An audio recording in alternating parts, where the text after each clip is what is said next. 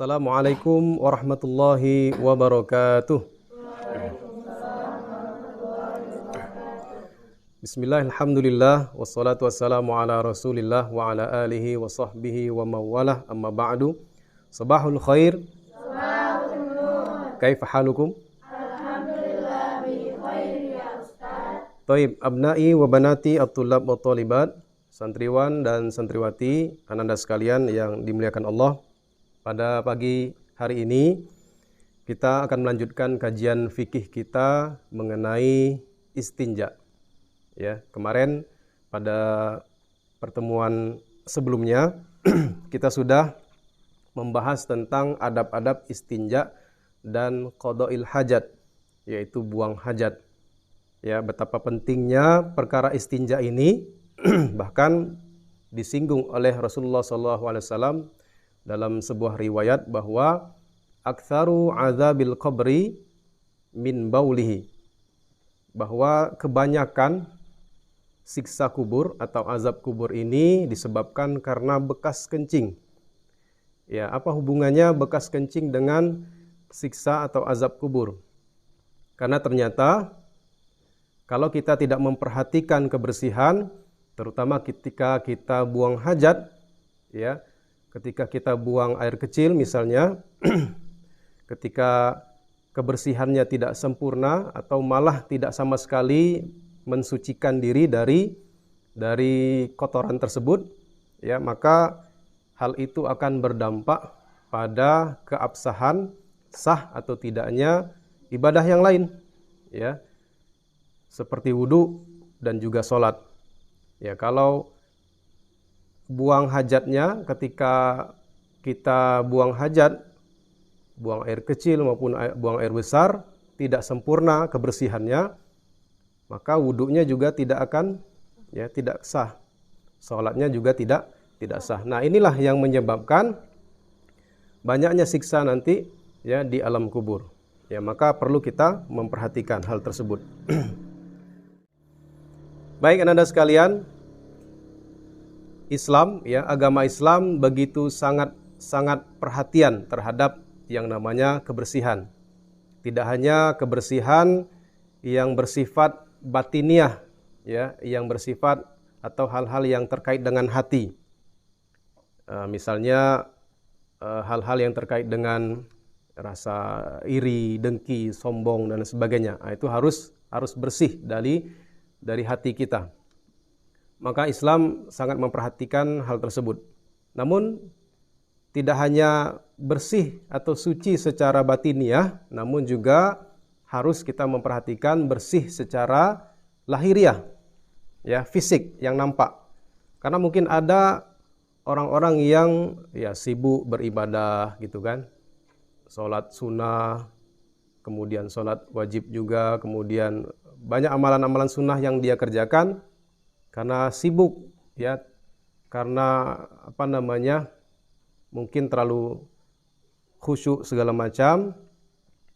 Namun ada hal-hal yang tidak dia perhatikan dan mungkin dia tidak sadari, yaitu ternyata dia tidak memperhatikan kebersihan lahiriahnya, ya. Mungkin bajunya, pakaiannya kotor, dekil, bau dan lain sebagainya. Nah, ini juga harus diperhatikan dalam agama kita, ya. Suci, bersih secara tidak hanya batin tapi juga secara lahiriah, ya. Fisik kita, apapun yang nampak harus bersih. Ya, peci kita kalau udah dekil, udah kotor, ganti atau dicuci. Atau sesekali dikasih parfum. Ya, paham tuh? Pembahasan kita tentang istinja. Ya. Istinja ini kemarin sudah disampaikan bahwa istinja itu adalah izalatul kharij minas sabilaini bil ma', yaitu membersihkan atau menghilangkan sesuatu yang keluar dari dua jalan. Ya. Apa dua jalan itu kemarin? Yaitu dari jalan kubul dan dubur. Ya, dari jalan kubul yaitu sesuatu yang keluar dari jalur kencing, ya. Kemudian dari arah dubur yaitu sesuatu yang keluar dari arah dubur yaitu jalan, tempat jalan atau keluarnya tai. Ya, nggak apa-apa ya menyebut tai. Nah, istinja ini kebersihannya atau cara membersihkannya memang yang lebih utama adalah dengan air, ya, bilma. Namun agama kita ternyata tidak sampai di situ, ya. Tidak hanya sampai di situ, tidak hanya batas situ saja. Ternyata agama kita sangat-sangat luas, ya. Sangat luas pemikirannya, sangat luas ilmunya, dan juga memperhatikan hal-hal yang kemungkinan akan terjadi. Ya, seandainya suatu saat air tersebut tidak ada. Ya, misalnya di daerah kita akan terjadi kekeringan. Kemudian hujan tidak turun-turun, ya. Mungkin selama beberapa minggu bahkan sampai sebulan hujan tidak turun-turun. Ya, otomatis kita kekurangan air, ya enggak? Belum lagi mau mandi, mau minum segala macam. Nah, maka Islam memberikan alternatif, ya. Alternatif itu cara lain, ya, pilihan. Jadi ketika kita bernajis, ya, ketika kita buang hajat, baik itu buang air kecil maupun buang air besar, pada saat itu tidak ada sama sekali air, nah maka ada alternatif ternyata. Alternatifnya adalah di dalam hadis dikatakan, yaitu kita boleh istilahnya istijmar, ya, istijmar. Kalau tadi istinja, istinja itu membersihkan dengan air. Nah, kalau ini istijmar, yaitu membersihkan kotoran dengan batu. Ya, batu. Pernah dengar membersihkan kotoran, membersihkan buang air kecil kita. Ketika sudah buang air kecil, nggak ada air sama sekali nih, ya. Air jauh, sumber air jauh. Pokoknya susah menggunakan air. Maka kita boleh namanya istijmar, ya, istighdamul hajar, yaitu menggunakan media batu. Ya, pernah yang seperti itu? Belum pernah dengar? Belum pernah. Ya. Suatu saat mana tahu, ya, dalam hidup kita ini pernah mengalami yang namanya kekeringan atau misalnya tersesat di mana gitu kan. Ya, kebelet pengen buang air kecil atau buang air besar, tidak ada air sama sekali. Nah, maka kita boleh menggunakan media batu. Atau kalau zaman sekarang kan zamannya sudah maju, ya. Jadi boleh juga menggunakan media tisu. Ya, makanya boleh kita kalau kemana-mana camping segala macam, ya, boleh kita membawa tisu. Mana tahu tidak ada air. Islam memberikan alternatif cara lain, yaitu kita boleh mensucikan diri kita dari buang air kecil atau buang air besar dengan media batu, ya, atau jamid tohir atau benda-benda yang padat dan suci. Ya, namun yang disunahkan di sini adalah dengan menggunakan batu. Ya, menggunakan batu. Ada beberapa syarat yang harus kita ketahui kalau kita ingin istinja, ya, dengan menggunakan batu, mensucikan diri kita dari buang hajat dengan menggunakan media batu. Atau istilahnya adalah tadi istijmar. Yang pertama ada 8, ya. Yang pertama ayyakuna bi thalathati ahjar. Jadi batunya itu jumlahnya itu 3 batu. Jadi ketika kita ingin mensucikan diri dari dari kotoran, buang air kecil atau buang air besar, ini disyaratkan, bukan disyaratkan, ya. Ini dianjurkan jumlah batunya 3. Tapi ini bukan syarat, ya. Maksudnya kalau seandainya di sekeliling itu hanya ada 1 batu. Nah, batunya misalnya agak besar lah. Ya, misalnya ini batu, ya. Boleh kita siapkan sebelum kita ingin buang hajat, siapkan dulu batu. 3 batu misalnya. Kemudian kalau tidak 3 batu, ya cukup 1 batu, tapi agak besar. Nah, jadi 1 batu ini ketika setelah buang air kecil, maka caranya adalah kita mengusap batu itu pada 3 sisi. Misalnya sisi di sini, kemudian di depan, kemudian di samping. Nah, jangan mengusap hanya satu sisi. Usaplah pada tiga sisi saja, 3 sisi. Kalau itu dirasakan atau diyakini sudah menghilangkan najisnya, ya, karena batu ini kalau kita mengusap pada kemaluan, ya, insya Allah cepat keringnya, ya, dia menyerap. Batu ini sifatnya menyerap. Nah, jadi cukup 3 sisi, atau kalau ragu-ragu kita siapkan 3 batu. Kalau seandainya najis tadi, ya, kotoran tadi tidak hilang atau masih berbekas ketika sudah 3 batu, maka boleh lebih, ya, boleh 4 batu, boleh 5, sampai bekas najis kita benar-benar hilang, benar-benar bersih. Ya, termasuk juga ketika kita ya, ketika buang air besar, ya. Jadi batu tadi dioleskan atau diusap di lubang tainya, ya. Diputar searah jarum jam. Batu yang pertama diputar, set, gitu kan. Kemudian ambil batu satu lagi, diputar lagi, set. Ambil batu lagi. Kira-kira sudah hampir ya, tainya sudah hampir habis, ya, diusap lagi, diusap lagi, ya. Kemudian kalau seandainya ini batu terakhir misalnya, boleh arah berlawanan, ya. Yang pertama tadi arah jarum jam, gitu kan, diusap, diputar dikit. Nah, kemudian batu yang selanjutnya boleh berlawanan, ya. Jangan kayak gini, ya. Kalau dia maju mundur, ya, nanti najisnya akan melebar. Nah, jadi diputar, set, ya, seperti makan Oreo, gitu kan, putar.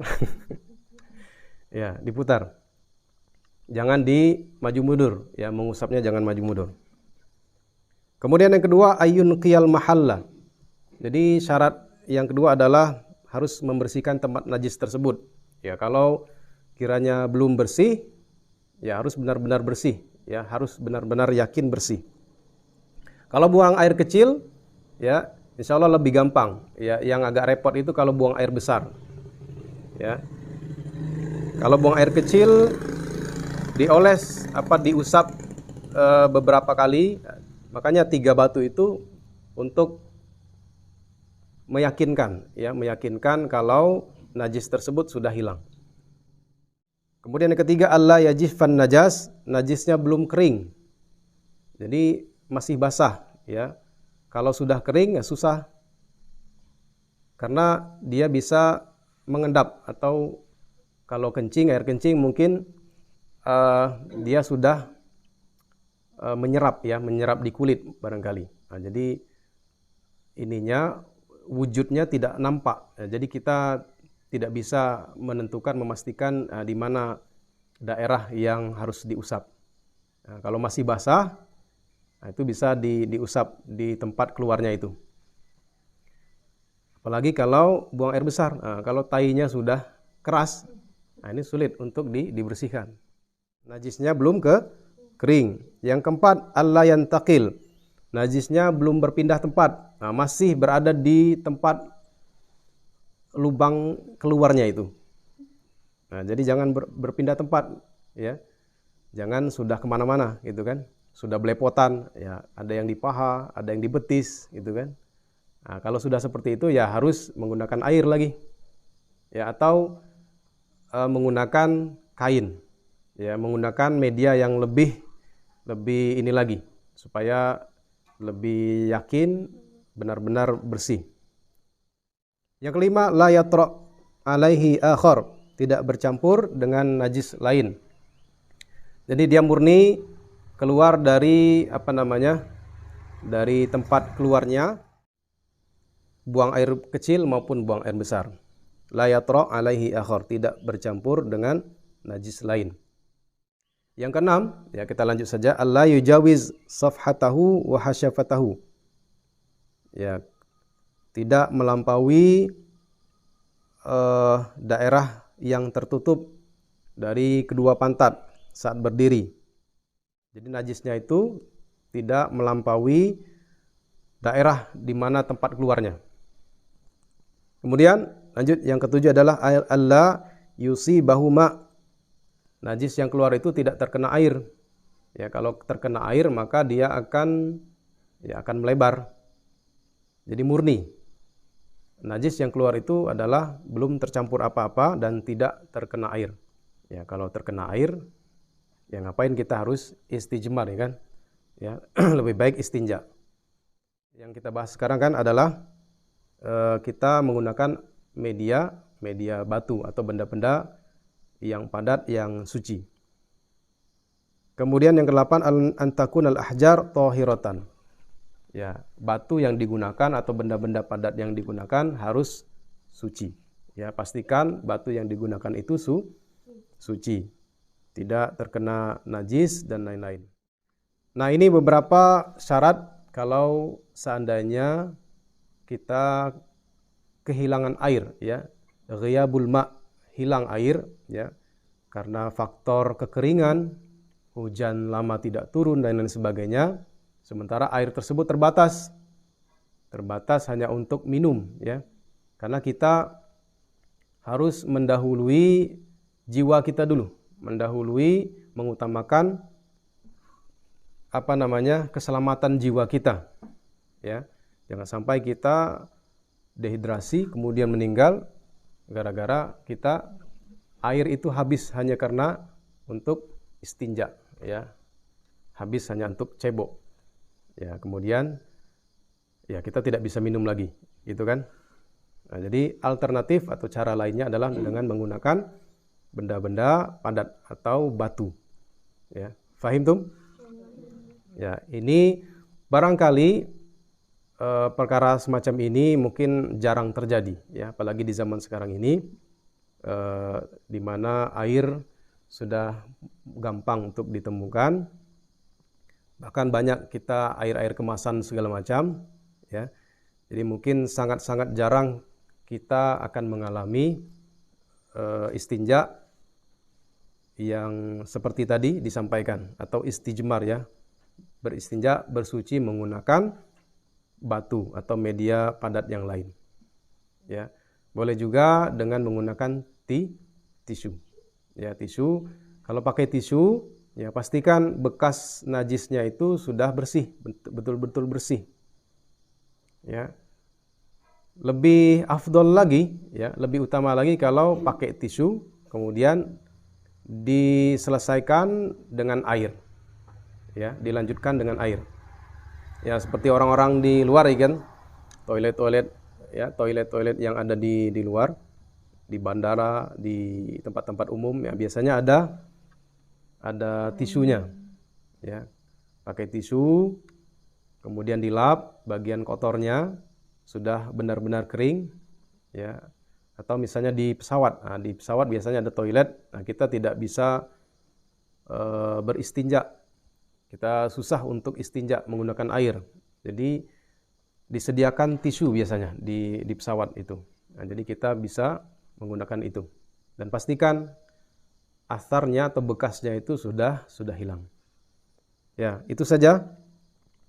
Mudah-mudahan bermanfaat untuk kita semua.